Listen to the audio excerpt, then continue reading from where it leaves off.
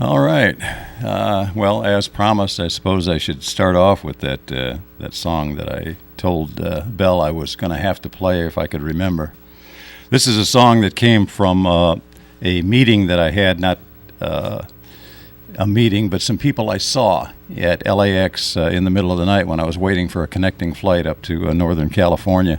And this very old couple came through, and they were kind of the inspiration for this. It's called Life After Beth.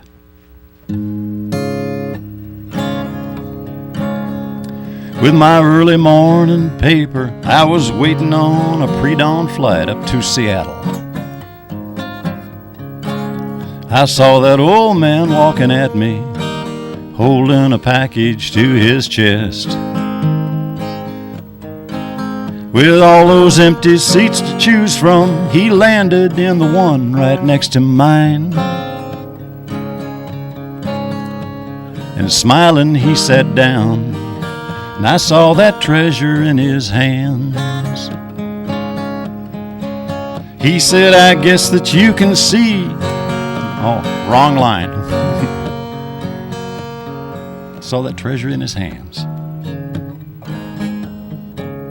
Told you can't remember when you're the songwriter, you forget your own songs.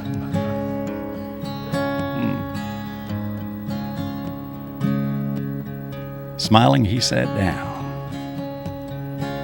and I saw that treasure in his hands. Brass label on the top introduced me to Elizabeth. I saw the day that she was born, and just days ago she drew her final breath. But with a twinkle in his eyes, he said, we're here to catch a flight for Puget Sound. And Beth, she likes to sit by strangers anytime we're waiting on the ground. He said, I guess that you can see Beth was everything to me. She loved me well enough to carry on alone. And I've had my good hard cry, I'm not rushing off to die, 'cause loving her was life at all its best. Yeah, I still believe in heaven, just don't believe in life after Beth. Well, we shared that flight together. Think.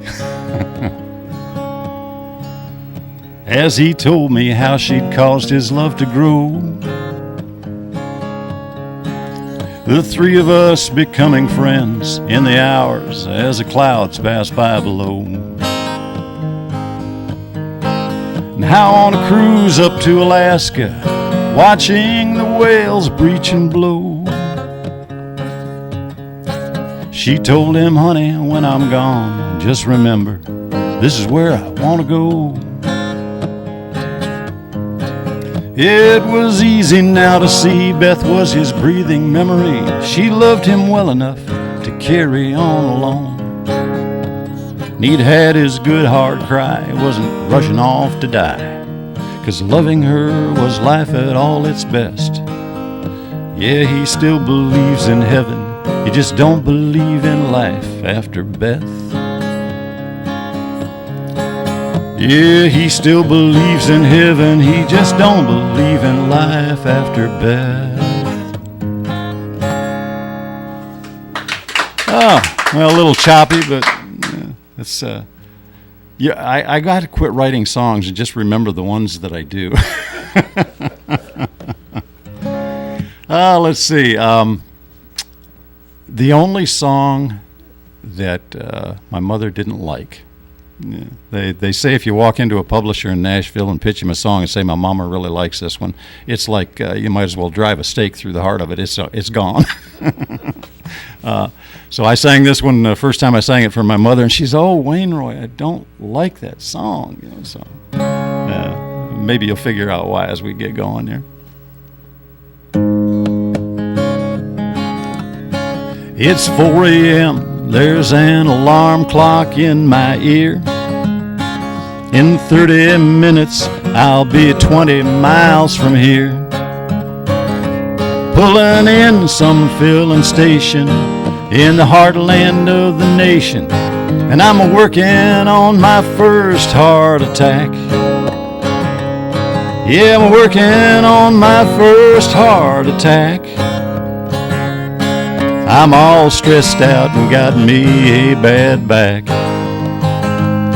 My friends think I'm a hypochondriac, but I'm a-working on my first heart attack. A 2-lane road, little fog, but that's okay, 'cause I'm the only one out here this time of day. Praying I don't have a flat to slow the race down for this rat, and I'm a-working on my first heart attack. Yeah, working on my first heart attack. I'm all stressed out and got me a bad back. My boss thinks I'm a hypochondriac, but I'm a-working on my first heart attack. Now comes the happy ending. I know my loss is gonna be a shock, and they're gonna have to go pick out a rock. And that chisel hits its final lick, just say I told him I was sick. Back working on my first heart attack. Back there working on my first heart attack.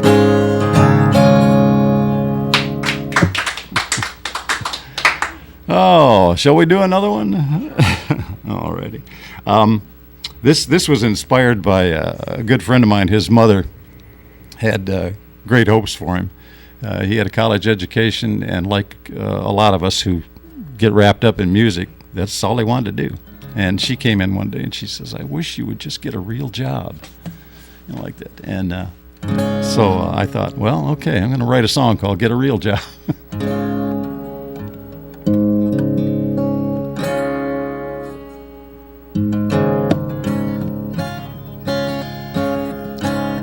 Tears welled up in Mama's eyes as I pulled out of the drive. I was heading out for medical school. As I rolled off down the street, those tears, they rolled off down her cheeks. And she hollered out, "Son, don't be such a fool. Get a real job, start a band. Sell tickets till there's only room to stand. Travel up and down those roads in a bus your roadies load. Get a real job, start a band." 2 weeks later, I called home.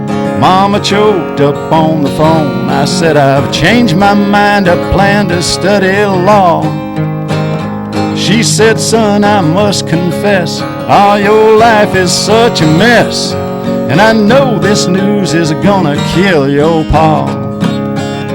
Get a real job, start a band. Sell tickets till there's only room to stand. Travel up and down the roads in a bus your roadies load. Get a real job, start a band." Now comes the happy ending for this one. Well, I took a class in poetry, wrote a song as you can see. Turned out to be my mama's pride and joy. Listen to your mom, she's right. You'll rest easier at night, and you'll always be your mama's little boy. If you get a real job, start a band. Sell tickets till there's only room to stand. Travel up and down those roads in a bus your roadies load. Get a real job, start a band.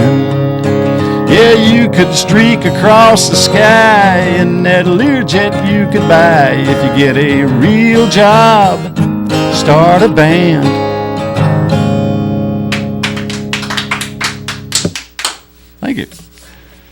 I don't think I can take much more except a cup of coffee. Thank you very much.